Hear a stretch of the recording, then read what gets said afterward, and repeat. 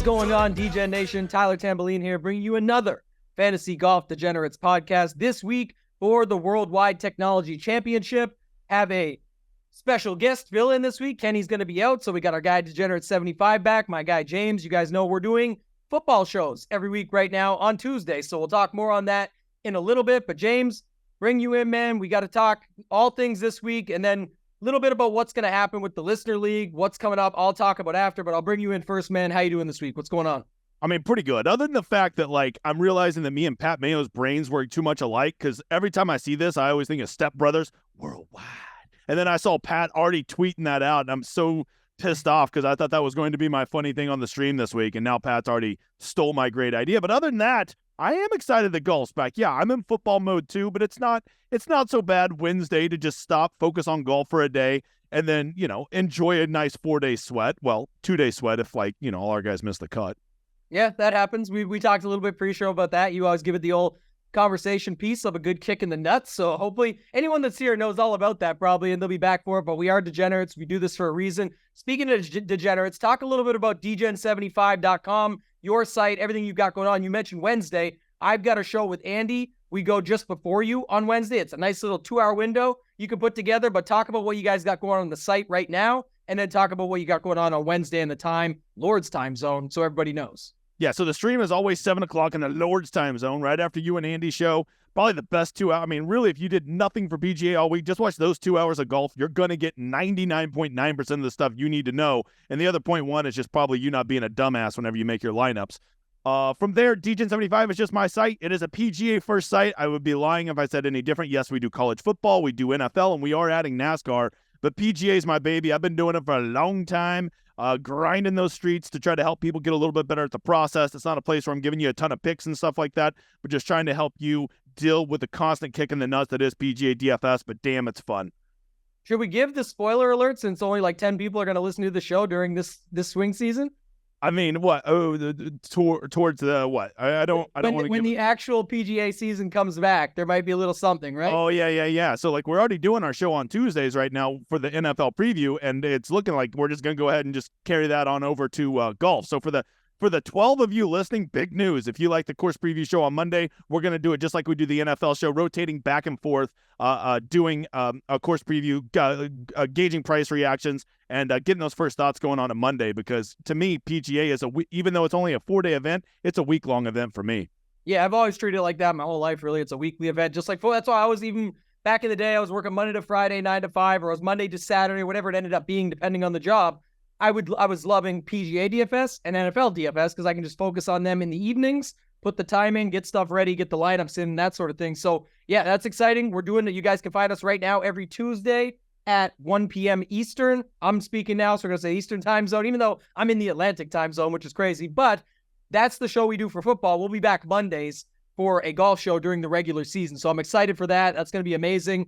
Like you said, lots going on at Degen75, college football. You got the Rosetta Stone tool. You've got all the other stuff going on. And if NASCAR is on the way, that's the nice piece that goes with my site, our sponsor, ShipItNation.com. You guys can check it out. ShipItNation.com, promo code Mayo gets you 10% off at a huge weekend in the NFL, over $400,000 across the community. And that's taking out, I had a good day, Hoop had a good day. People don't like to give you, here's the thing, James. Here's how it works. If we have a good week, oh, it's only those guys had a good week. Today we posted, we always put the members first, show it off. People are like, yeah, but how much of those winnings belong to you and Hoop? It's like, no, that's the whole point. We took those. Right. You can see it. All the other stuff is there. You can't win, but a lot of people did win. So that's the key. That's the good news. We talk process. It's not picks and plays. You're going to go through. There's education courses, all the sports, one price. You'll be able to go check it out. ShipItNation.com. Use promo code Mayo. Before we hop into it here, just want to talk really quickly about our Listener League. So 3 weeks left. Now, the Bermuda Championship and the RSM Classic. That's 3 weeks straight we've got of this show and the content and everything that's going with it. But for the Listener League, this is the third last Listener League of the season that we wrapped to get into the Tournament of Champions. So it's 300 people. It's only $200 up top, but it's reduced rate, same as always, smaller for the swing season, but a win counts. It's like when Tony Finau goes and plays somewhere random with no good players and wins, and everyone's like, oh, Finau got a win. Some people don't give him credit. Some do, but on the records, it shows. Same thing here. You will get into the Tournament of Champions if you win the Listener League this week. It is on my X/Twitter, whatever you want to call it. And you can check it out there. Go join up. It's a $5 3 max. Get in it. James, I got to ask you, what do you call it now? X or Twitter? I mean, I just always call it Twitter, and it's just like, I don't even think about it. It didn't even cross my mind. I know they changed and they rebranded. It's just what I do. I'm sorry. I'm a trained monkey. It's fair. I get it. But some people said, oh, it's been this long now. You got to switch the name up. X is easier, all this stuff. But I think most people know it as Twitter, so might be the best. I'm probably going to just throw a poll up this week and see. I'm just curious what everybody thinks on that. Talk to me a little bit about this event. Give me sort of I always call it a grand scheme overview, what you're seeing, what you might like, what stats you're looking for. We don't need to go too heavy into this. We don't have Kenny with the full course preview, but you can just give me an idea of what your thoughts are early on heading into this week. I think the biggest thing that I'm thinking, because we've never seen this course before, right? So it's a whole lot of projecting, which, at PGA DFS, a lot of times we'll have a course history or at least a tournament history, right? And we don't have that with this one because this is worldwide, and that doesn't exist. What I'm really thinking I'm going to run with is two big things. I think everybody's already talking about bombers this week, right? And if I know anything about this community, every time somebody gets on board with a narrative, it's usually wrong. So I will happily go the other way and not just play bombers this week. And the other thing is I'm going to kind of treat this a lot like those like weird offbeat tournaments, like the Barracuda and the Bermuda and those weird tournaments they do during the year that are opposite of the big event going on, whether it's the Scottish Open or the match play or whatever. I think this is going to be very resort-style type golf like that, where guys are just going to absolutely roast the course, and guys who are good at Pas Palom, right? Because Pas Palom seems to be every resort course. I'm not a big grass guy, but I do know that is a very unique type of grass, not only in the fairways, but on the greens. Yeah, one thing about this, I wish it wasn't this time of year. This would be a great event to go to. Cabo is very nice. One of my favorite places in the world. Been there a few times, and it's one of the best spots to vacation, visit, enjoy, hang out, adults type spot. So if you just went there with some friends or a significant other, whatever it might be, you'd get some up close and personal time with these golfers. I can't imagine it's going to be packed there. It's going to be a good time, but you'd have lots of ways to get in and around and see the golfer and golf and the golfers. So I wish it wasn't this time of the year, but we'll get back to it. Let's dive right in, man. We're not going to have any story time with Tyler today or with you. Hello. Kenny's not here, so we'll save that for next week when he's back. But let's hop in to these tiers. And the upper tier, we've got Oberg, however people want to pronounce it now. But Ludwig, all the way down to Lucas Glover, $10,100 Lucas Glover. What are you doing here in this 10.1 and up range? So first of all, it's nice to see them actually pricing some guys up. Oberg needs to be over 11,000 in these fields. The guy is noticeably better than all these other guys. And when he was at 10,700, like DraftKings, you're not even trying. So that's my first takeaway, is not only that he's over 11,000, but that we have 5 guys over 10,000, which I really like, because to me, you want DraftKings to make this competitive and to make it a real game. You need to price up the studs to make it punitive when people try to jam 2 or heaven forbid 3 of them into a lineup, right? So that's my first takeaway. I think that there's 3 real big studs in this field. I think Tigala, Young, and Aberg are a noticeably talent level more than a guy like Jaeger and Glover. I know Glover's got like the magical cheater putter now and all that, but I mean, it's still Lucas Glover, man. We know what we're getting our hands on here. So to me, it's those big 3 guys up top. I don't think you really want to probably put 2 of them in a lineup together just because of what it will do to the bottom end of your lineup. So you're really going to have to make your stand up there. That'd be my big takeaway. Yeah, I like the second piece, especially because if I look down, once you get to like 9,500 down to 8K, I actually have some interest. There's some guys in there this week that I could play. So I like just picking your spot up top. I wonder your thoughts on this, though, because obviously, like you said, those 3 at the very top look the best. The stats models, Fantasy National, places like that, like Jaeger and Glover, when you look over the last 50. So do you think that matters? Do you think we still see the ownership go there? Because the projection sites don't really like Glover or Jaeger, but there's that. And then the other angle is people remember, what have you done for me lately? What just happened at the last event? Remember, Xander at the top failed, and the pivot right below him, Morikawa, comes through and just boat races the thing. Could that be Cam Young to Ludwig this week? Give me your thoughts on those 2 at the top, and then we'll keep it moving. Yeah, so Cam Young is just like, I think the guy's a fraud. I'm always selling on him, but I truly feel like he's going to get some wins. And this would be like the perfect time for him to get a win at a slapdick like event that nobody's there, and everybody be like, see, he is a winner. So I'm pretty high on Cam Young this week. It just fits every narrative I want. He's a dude that I don't think of him as a long iron player, which I think is going to be particularly important this week. But I just feel like this is the kind of tournament he's going to win. And even if he's not a good course fit for me, sometimes my narrative can override that because I don't really think that we know much about how many of these guys are playing because we haven't seen some of them all the way since back to August. Yeah, I haven't seen him for a long time, but it's funny because he kind of fits that model. What I was just joking about with Finau, that would be exactly what happens, right? Cam Young would come here and win. People would say, see, he's talented. And other people would say, well, yeah, when he's playing at some course randomly with all these scrubs, it's like he beat what was put in front of him. Like, what do you want him to do? And if that's how it goes, that's how it goes. We are still allowed to make fun of him, of course. But yes, the guy who, what was the nickname they said on PGA? That Big Daddy. They were calling him, and his wife was like, Big Daddy. Wow. People were calling Cam Young Big Daddy? There's a video of it, man. The PGA posted it out there. You gotta check it out and be up on things. This thing was hilarious. So yeah, they're always trying to post out content. Obviously, they get trumped by the DP World Tour when it comes to that, but they could take some pointers. They're trying. I think you're right, though. I think that's how it's going to come down for me as well. I guess I'm always a sucker for Steven Jaeger, and then I go and see like all these stats. He can score, right? He can make birdies. He can do all this. If we think it's going to play like that, that would just be the one thing. I didn't dig too heavily into it, but do you see like the fairways here, what they're like? Yeah, they're monstrous. They're like, you can like land a jumbo jet on them. Like I could hit these fairways and I'm a sprayer. That's why I thought I read that, but I just want to make sure. So get some clarification because that's the only issue I ever really have with Jaeger, even with Theegala. That's really what it is where like, they could get a little wiry off the tee. So definitely don't hate those guys there. 10-7 and 10-2 kind of be my thoughts there. Anything else in this upper range? Just one thing is I think like, talking about how these guys doing stats models is not going to affect their ownership this week. My narrative has always been in the swing season, people aren't looking at stats. They're listening to their show. They're going with what their tout says, and that's what they're playing because people are not that focused on PGA right now. They're going to listen to a couple shows Wednesday and toss their lineups in based on that, not because of what Fantasy National or whatever their site says. Okay, good. I forgot that I asked you that question because that is what I was wondering as well. That's, again, like you said, kind of a spot where you could just spread it out then based off of it, but I think that is true, and definitely what we see swings the ownership in these swing season events. And so 3 to go, including this one.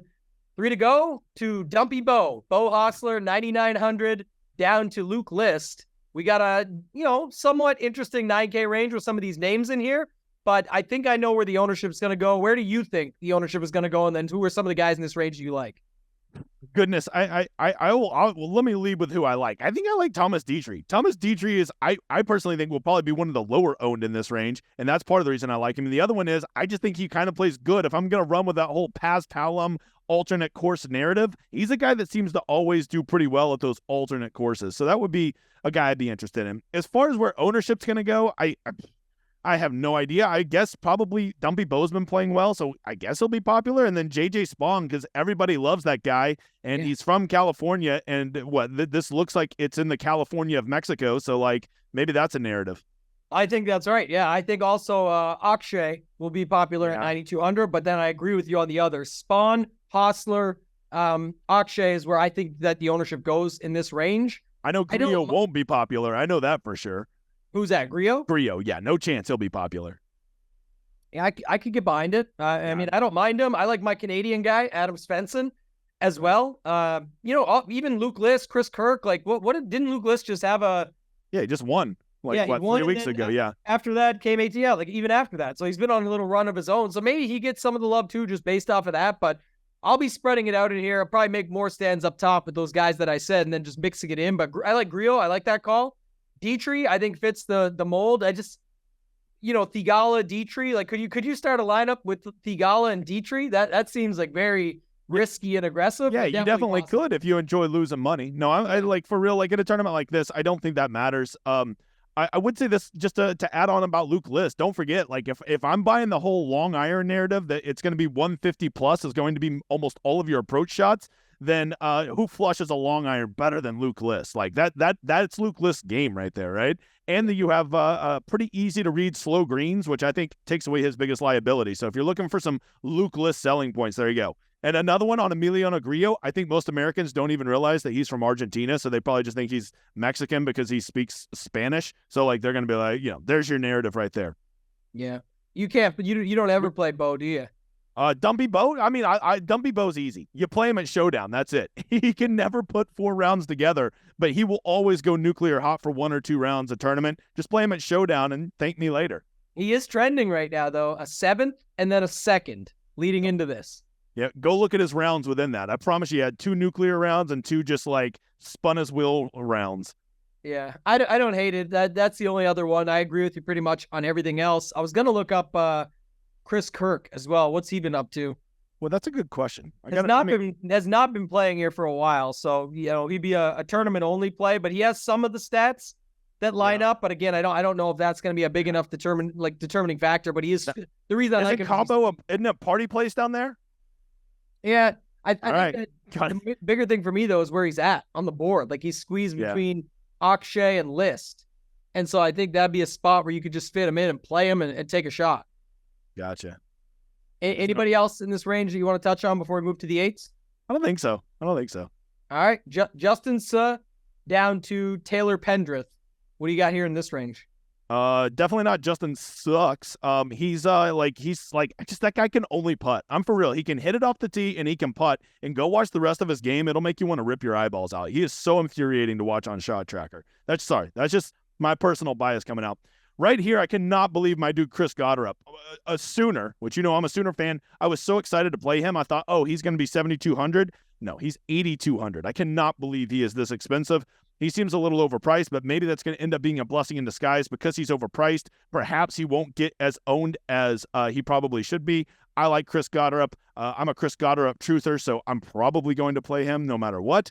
And I would say the other guy that just kind of fits what I'm looking for, Davis Thompson. I know he has a big cheesy smile, but I swear to God, that guy is trending, and he just feels like a guy that is going to get a win. That would be my 2 in that range. I definitely like him for sure. Gotterup, I think, is going to get love either way, though, just because you imagine pretty much anything will go his way, right? The narrative of things, like you said, the bombing it out there, all these different angles, and even with the ownership, or even with the price bump, you may still see the ownership, but I do think Putnam is going to pull a little bit away from him. I already heard and read a little bit about Putnam here. A couple other guys I like in this range. I guess I could play some Keith Mitchell. I'm not very high on Suh like you either, but I could play some Keith Mitchell and some Mark Hubbard. I think Mark Hubbard, resort courses, scoring, go low. He's going to be like, to me, it's kind of like you mentioned, maybe not the same results of what we've seen lately. Obviously, Beau Hossler's been playing some good golf, but it just reminds me of him for some reason when he goes out there. Just, even him, 17th, 6th, and 31st, 3 of his last 4. It's like a cheaper version, a little bit cheaper version. He goes out, it's like 1 nuclear round. He doesn't quite do enough, but he does enough to keep his card, get money, get paid. His brother talks about it all the time on Twitter, call it Twitter now. And, he's always in the mix enough. And at 8,500, that's just slightly above the average price. I could see him being in the mix here just a little bit too. Anything else on him? Oh, no, but I do have a big narrative. If I get word that Matt Kuchar is taking a local Mexican caddy as for it, I am going to play him 100% because then I know he will win because he will be motivated by the fact that he doesn't have to give his caddy 10%. So because Matt Kuchar loves the money, and if he can just slip a $20 bill to a guy after he wins $1 million, Kuchar's going to be motivated that way. I honestly don't remember the full argument Kenny and I had at this point, but that was one of the first times on this pod that we ever had a back and forth real argument about something because I was so heated the way he was seeing it, the way I was seeing it. I was like, man, here's the thing. I think it was that I was saying, I get it, that he's cheap, that he's a cheap fuck, but I said, he made the deal. Like, if you work out a good deal with someone, it happens all the time with affiliate deals and things in content and stuff like that. Like, the deal's the deal. There's what we worked out. You can still be an asshole and a loser and cheap and all these things, but I also understand you sticking to the deal and saying, we made the deal. It's this. And so that was kind of the gist of it, just a little bit, I think, there. I'm sure, he remembers it better, but it was definitely around that. So, yeah, let us get word that he has one of those local Mexican caddies. I'm all in on Kuchar. Yeah. All right, let's move on. Let's go Ben Griffin down to Vince Whaley. And I should note, too, right there at 7,400, Joel Damon, WD today, and down at 7,000, Kevin Streelman. So far, only 2 WDs at the time of this pod. So just to note that. But let's talk upper 7K range, 7,500 up to 7,900. What do you got in here? This is actually a pretty good range. I would love for the 4th guy in my lineup to be falling in this range because there's a lot of dudes that are jumping out. Cam Champ is just a swing season god. Just accept it. But I do afraid he's going to be massive chalk with the bomber narrative being out there. Sam Ryder is a dude that, like, I mean, if this course is going to play 24, 25 unders, the winning score, Sam Ryder is one of those slappies that can get to a score like that. And the other one, I hate to say this because he's one of my showdown guys, my nuclear hot showdown guys that I never play at week long, but old Callum Tarrant is playing good golf. And that guy, he may love a bogey, but he loves a birdie even more. And he can make a bunch of them, trust me. Yeah, I wonder where people go in this range because, like, Michael Kim has been playing better lately and people follow him on Twitter. Vincent Whaley has been pretty solid, 25th, 28th, and 13th in his last 3. So I think people could see that. I thought Davis Riley was playing a little bit better, 28th and 31st. And then Cam Champ obviously had those 2 really good tournaments and then fell off a little bit. But again, his price still down. It's actually a little higher. I think he was down at 71 or maybe he was 79. I can't remember, but he's right in that same range. So I think people are going to be discussing that. And then Ben Griffin, it was just a couple events ago. He was finishing in, I think it was 2nd. So just looking at it from that perspective, I don't know exactly where people will go, but I play some of these guys. I play KH Lee some, play Davis Riley. I like your Tarrant call. I like Vince Whaley, not just because of the recent results, but I think we've seen it plenty over the last couple seasons. He can score, he can go low. I'm fine with it, taking a shot on him, but this range here is going to be spread out, I think. I just don't see anyone getting super popular in here unless it is Vince Whaley, who people hop onto just because the last 3 finishes. Other than that, I think you can get unique here, and I think people would rather be in that 8K range above with all those other names we mentioned. The ultimate leverage play, I got to get your opinion. Mav McNeely's back. What do you think? 7,500, man. He sounded so disappointed in that. It's like the price is right. It's just, and then you think about it too. Like, wasn't Pebble Beach like his best finish there? Yeah, I think so. Yeah. There you go. Well, loose narratives, right? Loose. But I'm just saying, you throw it in there, like, man, 7,500. Maybe I could get sold on that. So I don't know. I think I will star him for now. And hey, I've played Mav McNeely at 9,700. If you think I'm not going to give him some serious consideration at 7,500, you're fooling yourself. Yeah, I played him at least 9,200 or more. So I'm with you on that train. I just was curious. But yeah, I didn't even think of that. But, the other guys that I liked in there are the ones I mentioned. So we can move on and take it to the next range. This is where I do think people go because just the natural lineup construction of what we already talked about up top, you pick a stud, you land in that 9,500 range, and then guess where you land? Right in here. So I think that's why I said above, there's a lot of those guys you could just play in that upper 7K range. Maybe some get a little bit of steam, but at the end of the day, I think this is the area when we get to Wednesday evening that we'll be looking at on our consecutive shows of the popularity plays. So I don't know exactly who it'll be right now. I've got a bit of an idea, but who do you see in this range? Who are the guys you like? And then who are you see people gravitating towards? Yeah, I mean, first of all, this is a really good range. Like this is the same. This is a solid like 7K range. Like for low end 7Ks, it's not as gross as I would have expected for this tournament.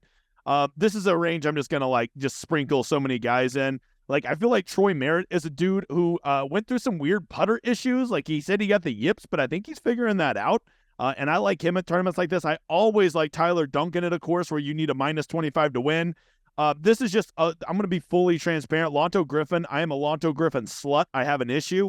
And if it's 7,200, I just truly believe he's going to come back. And then the last one, just because I'm also a slut for this guy, CT Pan. Those are like the 4 that really jump off the page that I'm super excited if that's the 5th or 6th guy in my lineup. Yeah, the Lonto Griffin thing I'm with you on. Also, have you ever heard of the Troy Merritt flow chart? I have not. All right, I introduced this last year, and I think we're there again. Is it a birdie fest? Yeah. Is Troy Merritt playing? Yes. Is it a birdie fest? Yes. Is he cheap? Yes. Play Troy Merritt. So that's the answer to that one. So we're definitely in on some Troy Merritt. It fits the mold. It's what he likes to do. So fine with him at 7,200. I like Tyler Duncan. I always confuse not with names or anything. I just really think him and Sam Ryder are like the same guy, and it really fits the mold of this course. Like you said, for not seeing it, it would make you just say, hey, here's where we can go. I do think Brandon Wu picks up some steam, but I think he's fine. Grayson Sigg, I know you've talked about this. This would be one of your showdown guys, but could he fit here just because he's making birdies? And also, let me ask you this, the strategy side of things like we're always talking about. How do you view that from the obvious, a little bit of a bit, but also the truth of the showdown guys versus the not, but also when does the price become a factor? Because now you're like, okay, he puts up 2 nuclear rounds, but as long as he makes the cut, he should still be coming through versus a guy that's like 9K. And you're saying that about where you're like, yeah, that's not going to cut it at 9K. Is there a spot where the price interjects? Yeah, whenever, like, if anytime they're under 7,500, if you can get one nuclear round, often that will get them a top 30. And if you can get two nuclear rounds, often that will get them a top 10. And that easily pays that off from these guys that almost always do it. And the thing with Grayson Sig is that guy makes birdies no matter where he's at. It's just on this course, I don't think there's going to be near as many bogeys for him to make. He's a guy that's a birdie bogey kind of guy, which is great for DraftKings scoring. And I think this course is not going to have many bogeys on it. So let me go ahead and get my 25 birdies from him and hope he only makes 5 or 6 bogeys the whole tournament. Yeah, I agree. And that's a great point you brought up. I remember it was 3M. Remember Kevin Yu, a guy we're going to talk about here shortly. He went off that one round, but his price was like 7,100 or 73 that week. So it's like, of course, he's going to show up because it's just that one nuclear round alone. Even Tony Finau shot like a bogey-free final round, but he made one birdie. So it's like, that's not going to cut it. And this guy's also $3,000, $4,000 cheaper. So the price matters when you're figuring that stuff out. One last guy for me up here was, I guess two. You said you're a slut for Griffin. I'd be for Peter Quest. I know we just keep playing this guy. I don't know if that's going to work out, but mixed into the miscuts, he did have a 25th. The guy I like, though, that I did want to bring up was Chad Ramey, 19th, 16th in 2 of his last 3, and he's won on a, what did he win? Like the Corrales Punta Cana or something like that? So he's won on a coastal track before. We're taking those loose narratives. Like we said, you just play McNeely and Ramey together because they either won or almost won on a coastal track, and you're good to go. But in all seriousness, guy that has been in this spot, makes birdies, 2 top 20s in his last 3. It's more than that. So I think that's kind of the reason that I like him.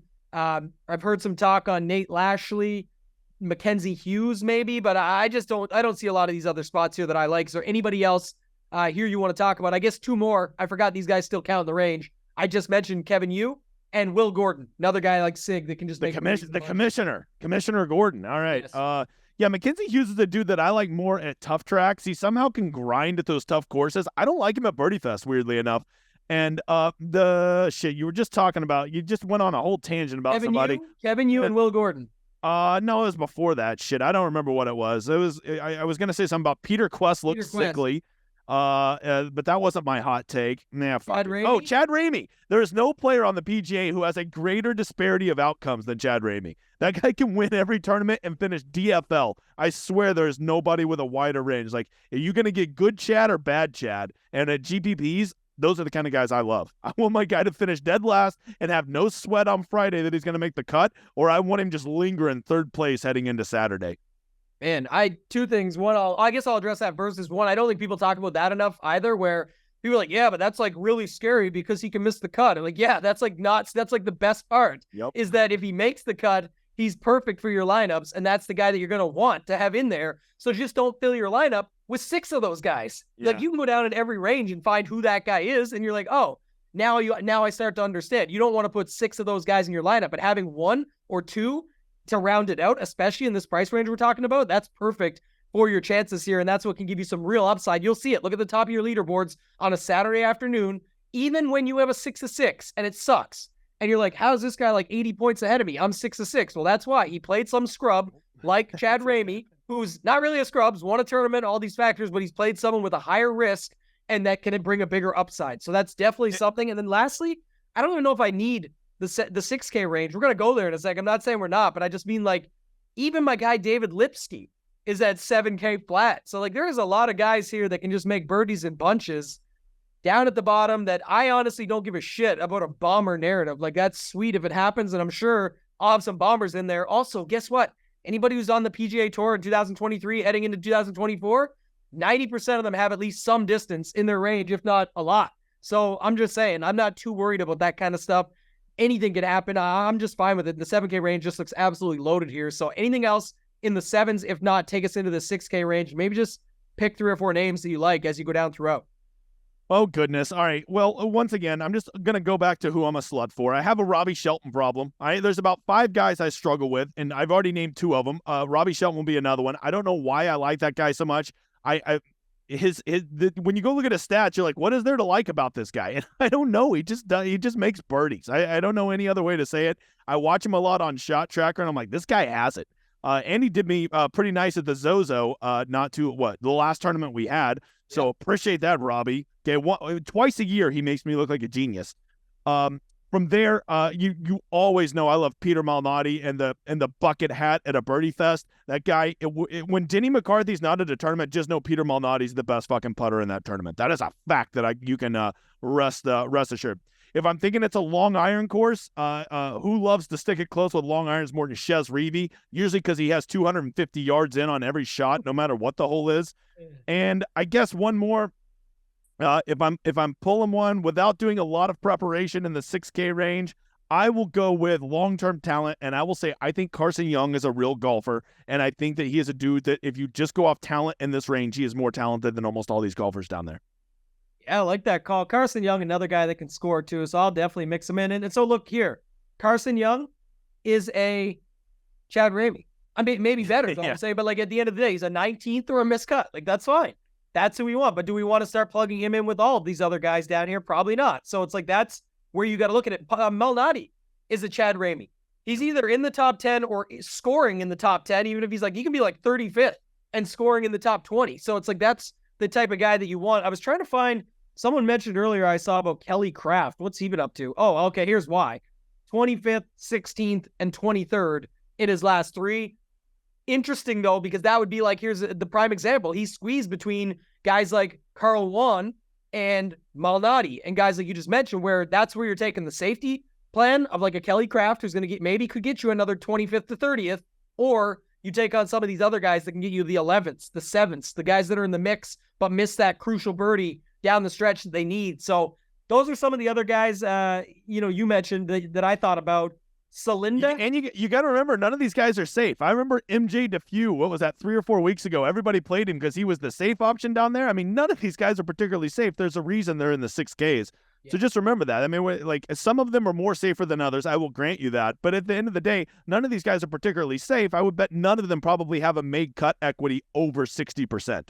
That's exactly it. Yeah. Celinda came in 7th last time out. Maybe he gets a little love down here. Preston Summerhays. That's a guy I play when he plays. He's 6,400, so he can score. I don't mind him. And then I was looking at one more down here that I already said him. It was Carl Juan. He, again, boom bust, but a guy that can actually make the birdies. And then you just said MJ. He's 6,900 with Shelton there, so I don't hate those plays as well. But I don't have any like super hard locks or guys that I just love down here that I'm going to be way overweight on or anything early on. I definitely think the 7K and above range is more than enough. And just to note, like, 7K up to 7,900, we have 34 guys with the 2 WDs. So there's lots of options, and that's just all I'm saying with that is the ownership is going to get spread out. There is going to be options in that range. So play your dudes and then figure it out somewhere else. Like we mentioned, a lot of good cases for certain guys. You're going to be able to get different in other spots, and then don't play too many Chad Rameys. That's the takeaway. You might have to get a title based off that. Do you have any other takes that you want to talk about within the 6K range? If not, just give me your final thoughts after walking through the slate here and going through all these tiers.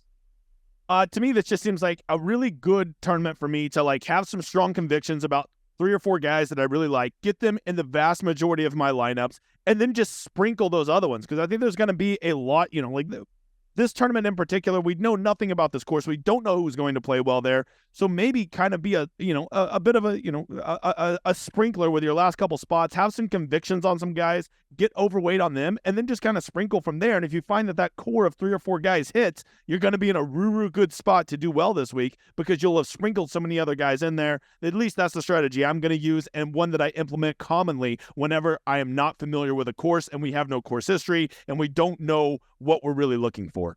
Yeah, I like that call quite a bit. And then definitely this week, I think I'm usually a guy that's going to sprinkle at the top because I think just anybody can win a tournament and all that. But here, I like a lot of those guys in that 7K range. So I'll be sprinkling more down below, looking to find the right Chad Ramey to find his way to the top of the board and then get my guys up top that I just like and roll with. And if I'm right at the top, I'll have lots of different angles in at the bottom. So still excited for it. There's still good tournaments over on DraftKings. You guys can check those out. Check out Degen75.com. James, let them know the site one more time, where to find you, anything else you want to mention before we get out of here.